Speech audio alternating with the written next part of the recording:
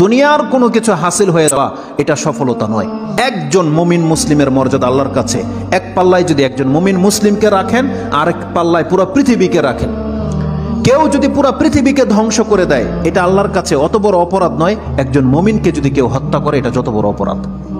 তাহলে একটা মানুষ তাওহীদের উপরে যারা আছে তাদের মান মর্যাদা এত, আল্লাহ বলছেন অতএব তারা যেন দুনিয়ার জন্য নয়, বরং তারা ওই পরকালে জাহান্নাম থেকে মুক্ত হয়ে যাওয়ার সেই রাস্তা যেন তারা অবলম্বন করে। কারণ সেই দিন যাকে জাহান্নাম থেকে শুধু বাঁচানো নয়, দূরে রাখা হবে।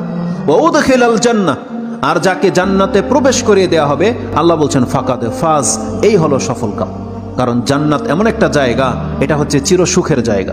একবার শুধু কোনো ব্যক্তিকে জান্নাতে ঢুকিয়ে দিলে জীবনের যত পেরেশানি আছে সব দূর হয়ে যাবে, সব দূর হয়ে যাবে। তাহলে পরকালের ব্যাপারটা হচ্ছে এমন। আল্লাহ বলতেছেন সেই দিন যাকে জান্নাতে ঢুকিয়ে দেওয়া হবে, আল্লাহ বলছেন এই ব্যক্তি হচ্ছে সফল কাম। তাহলে এই সফলতা আসবে কিসে? একমাত্র আপনার ঈমান, তাওহীদ। আপনি আল্লাহকে মেনে নিয়েছেন, আল্লাহর বান্দা, আপনি আল্লাহর সাথে শিরিক করেন না, এমন প্রত্যেকটা ব্যক্তি সেই জান্নাত সে পাবেই পাবে। এটা আল্লাহ ওয়াদা করেছে।